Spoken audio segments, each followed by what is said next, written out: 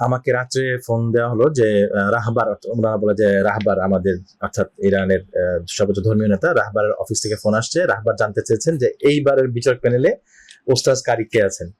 তো আমার কথা ওনারা বললেন যে শেখ আহমদ ইউসুফ আজহারি আছেন বাংলাদেশ থেকে। তো উনি বললেন ঠিক আছে, ওনাকে কালকে আমার এখানে তেলাওয়াতের জন্য ওনার করা হোক, দাওয়াত করা হোক। তো আমাকে ওনারা বললেন যে আপনি প্রস্তুত কিনা। আমি বললাম হ্যাঁ, ইনশাল্লাহ আমি প্রস্তুত। তো আমাকে ওনারা রাত্রেই জানালেন। তারপর আমরা সকালে সবাই গেলাম, বিচারক প্যানেল যারা ছিল সমস্ত পার্টিসিপেন্ট সবাই গেলাম ওনার সেই বাসস্থানে। সেখানে ইরানের যে প্রথম স্থান যে অধিকার করেছে ইরানের কারি এবং হাফেজ ছিল, ইরানের হাফেজ ছিল, তারা দুজন এবং আমি সেখানে আলহামদুলিল্লাহ ওখানে তিলাওয়াত করি। তিলাওয়াতের পর ওনার সাথে আমরা ভিতরের রুমে আমাদেরকে নিয়ে যাওয়া হয় ওনার সাথে মানে পার্সোনালি আলাপ করার জন্য।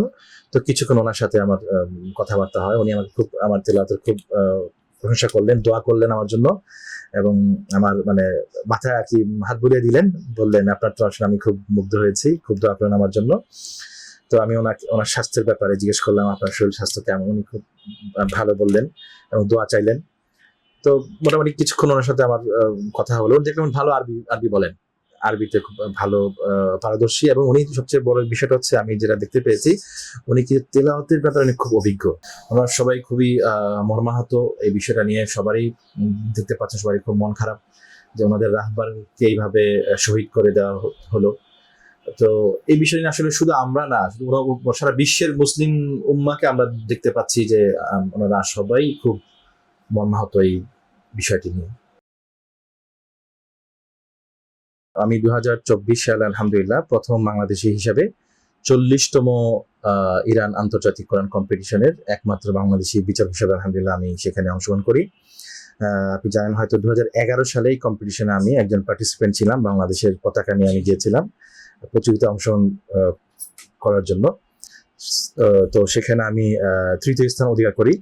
তার প্রায় দীর্ঘ আপনার 14 বছর পর আমি আলহামদুলিল্লাহ সেই কম্পিটিশনে বিচারক হিসেবে আলহামদুলিল্লাহ আমি অংশগ্রহণ করি। তো ইরানে এই বিশ্বের সর্ববৃহৎ এই কম্পিটিশনের একটা নিয়ম হলো, যখন এই কম্পিটিশনটি শেষ হয়, যেদিন অর্থাৎ ফাইনাল যখন হয়ে যায়, আপনার ফাইনালে যখন সমস্ত পার্টিসিপেন্টদেরকে ইরানের প্রেসিডেন্ট সরাসরি এসে পুরস্কৃত করেন এবং বিচারকদেরকে তিনি সম্মাননা প্রদান করেন। এই অনুষ্ঠানটি শেষ হওয়ার পর দিন একদম আর্লি মর্নিং, একেবারে সকালের শুরুর দিকে বিশ্বের যত বড় বড় কোরআন একরাম ও উস্তাজ লেভেল যারা আছেন, যারা বিচারক থাকেন, ওনারা সহ সমস্ত পার্টিসিপেন্টদেরকে নিয়ে আয়াতুল্লাহ খামেনি সাহেবের যে বাসস্থান, যেখানে আমরা দেখেছি গত পরশুদিন ইসরায়েল বম্বিং করেছে, সেই বাসস্থানের বিশাল একটি হল রয়েছে, অনুষ্ঠান স্থান রয়েছে, সেখানে সবাইকে নিয়ে যাওয়া হয়। তারপর প্রতি বছর যেই বিচারক প্যানেলের মধ্যে যিনি উস্তাজ কারি থাকেন, সিনিয়র যিনি থাকেন, ওনাকে তেলাওয়াত করার জন্য ওনার তরফ থেকে অনুরোধ করা হয়। উনি তেলাওয়াত করেন এবং যিনি প্রথম স্থান অধিকার করেছে এই কম্পিটিশনে, সেই কারি সাহেব এবং সেই হাফেজ সাহেব, এই তিনজনের একটা তেলাওয়াতের একটা পর্ব থাকে। এটা প্রতি বছরই আর কি এখানে হয়ে থাকে। তারপর তিনি জাতির উদ্দেশ্যে তিনি ভাষণ দেন এবং এই অনুষ্ঠানটি পুরো বিশ্বে এটা সরাসরি সম্প্রচার করা হয় ইরানের জাতীয় টেলিভিশনের মাধ্যমে।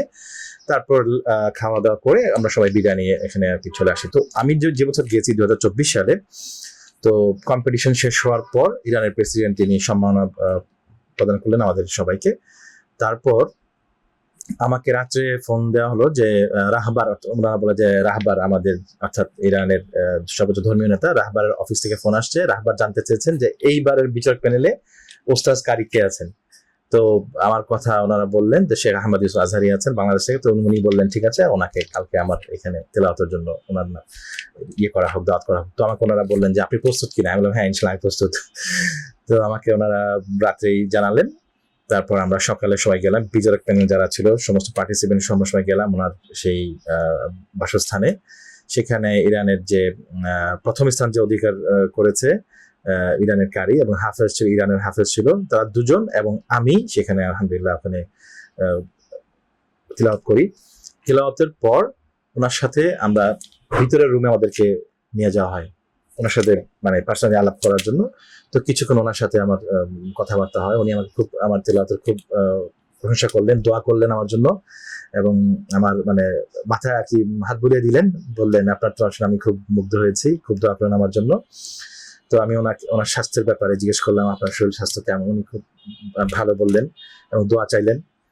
তো মোটামুটি কিছুক্ষণ ওনার সাথে আমার কথা হলো, দেখলাম ভালো আরবি আরবি বলেন, আরবিতে খুব ভালো পারদর্শী, এবং উনি সবচেয়ে বড় বিষয়টা হচ্ছে আমি যেটা দেখতে পেয়েছি, উনি কি তেলাওয়াতের ব্যাপারে উনি খুব অভিজ্ঞ।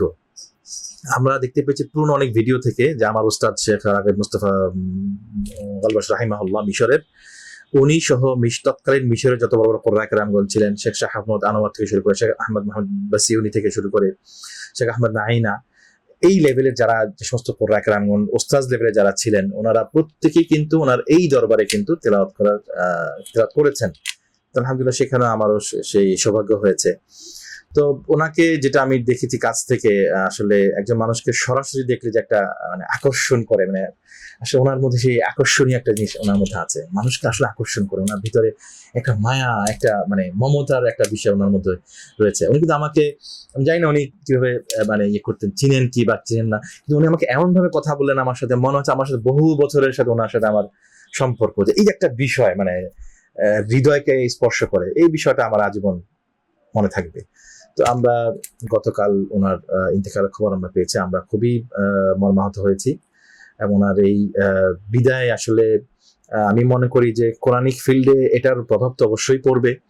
কারণ আপনি জানেন যে ইরানের ইসলামিক বিপ্লবের পর মূলত ইরানে কোরআনের চর্চাটা কিন্তু শুরু হয়। আগে সরকারিভাবে কিন্তু এই ধরনের কোরআনের চর্চার কোনো ইয়ে হতো না, সরকারি কোনো সাপোর্ট দেওয়া হতো না শাহের আমলে বা তার আগে। তখন দেখা যেত ইরানের কারীরা পড়লে মানুষ নাকি হাসতো, এই ধরনের একটা বিষয় ছিল। কিন্তু যখন ইরানের ইসলামিক বিপ্লব যখন হলো, তখন ইমাম খোমেনি সাহেব তিনি সর্বপ্রথম যে কাজটা করলেন, তিনি কোরআনকে ধরলেন খুব মজবুত ভাবে, এবং ইরানের জাতিকে তিনি এটা ধরার জন্য ভালোভাবে উনি এটা প্রয়োগ করলেন, না প্রত্যেক ইরানিকে কোরআনকে ভালোভাবে মজবুতের সাথে ধরতে হবে। এবং এর জন্য ওনারা কি করলেন, মিশর থেকে বড় বড় কোরআন কেরাম ওস্তাদদের ওনারা নিয়ে এসে এই তেলাওয়াতের চর্চা, কোরআনের চর্চা ওনারা এটা শুরু করলেন এবং এটা অব্যাহত রাখলেন।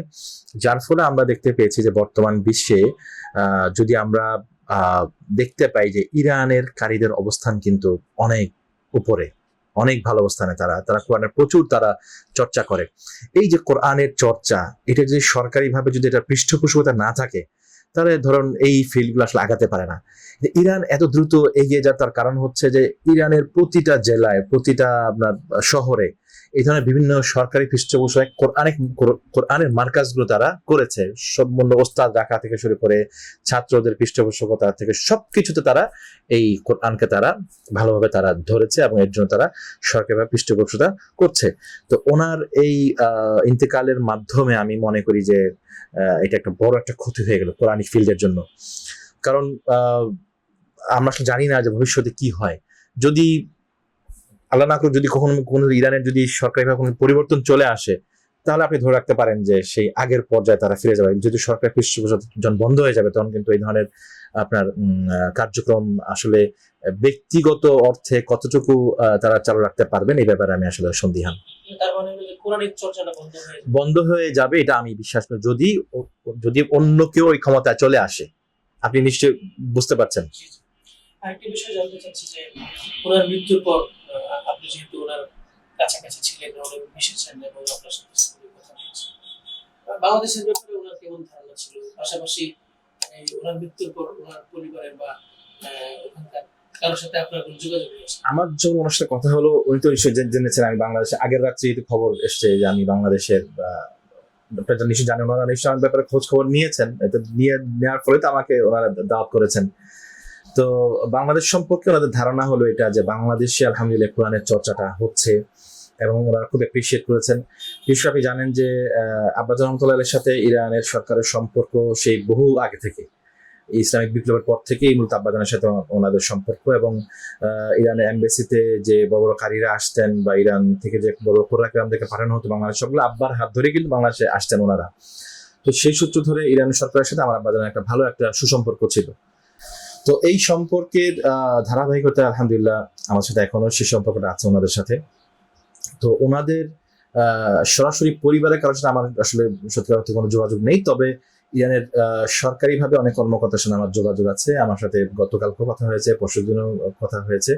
আমরা সবাই খুবই মর্মাহত এই বিষয়টা নিয়ে। সবারই দেখতে পাচ্ছেন, সবারই খুব মন খারাপ যে ওনাদের রাহবারকে এইভাবে শহীদ করে দেওয়া হলো। তো এই বিষয় নিয়ে আসলে শুধু আমরা না, শুধু সারা বিশ্বের মুসলিম উম্মাকে আমরা দেখতে পাচ্ছি যে ওনারা সবাই খুব মর্মাহত এই বিষয়টি নিয়ে।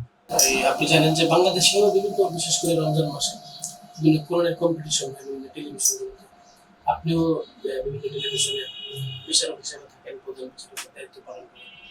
তো বাংলাদেশে এই কোরআন প্রতিযোগিতাটা সরকারিভাবে যদি পৃষ্ঠপোষক হয়, ইরানের মতো একটা যেটা বলছে যে বর্তমান সরকার কি এটা করতে পারে কিনা, বা আপনি বর্তমান সরকার যিনি আছেন মাননীয় প্রধানমন্ত্রী জনাব তারেক রহমান, ওনার সাথে কি আপনি এই বিষয়ে যোগাযোগ করবেন কিনা, বা ওনার দপ্তর থেকে কোনো আপনার কাছে এরকম কোনো আসছে কিনা যে আমরা এরকম করতে চাই? বাংলাদেশে এই ধরনের আন্তর্জাতিক কম্পিটিশন সরকারে কখনো এটা আয়োজন হয়নি। তো আমার একটা স্বপ্ন ছিল, আব্বাস রহমতুল্লাহ তিনি ওনার জীবদ্দশায়, আপনি জানেন, সব জায়গাতে ওনার একটা বিচরণ ছিল, অর্থাৎ সরকারি উপরের মহলে একটা বিচরণ ছিল। রাষ্ট্রপতি থেকে শুরু করে প্রধানমন্ত্রী যারাই থাকতেন, আবেদন সম্মান করতেন কোরআনের জন্য। তো উনি যখনই কোনো রাষ্ট্রপ্রধান আসতেন বা রাষ্ট্রীয় প্রোগ্রামে উনি অংশ নিতেন, তখন উনি এদেরকে এক ধরনের পুশ করতেন যে আপনি এই আয়োজনটা করেন, আপনি এই আয়োজনটা করেন। কোরআনের বিভিন্ন অ্যাক্টিভিটিস বিভিন্ন সরকার আমলে আর কি উনি বিভিন্ন কাজ ওনাদেরকে নিয়ে করিয়েছেন কোরআনের। এই আন্তঃবাহিনী 3 বাহিনীর যে কম্পিটিশনটা হয়ে থাকে, সেনাবাহিনী, বিমান বাহিনী, নৌবাহিনীর মধ্যে যারা প্রথম স্থান অধিকার করে এদেরকে হজে পাঠানোর যে বিষয়টি, এটি তিনি করিয়েছেন।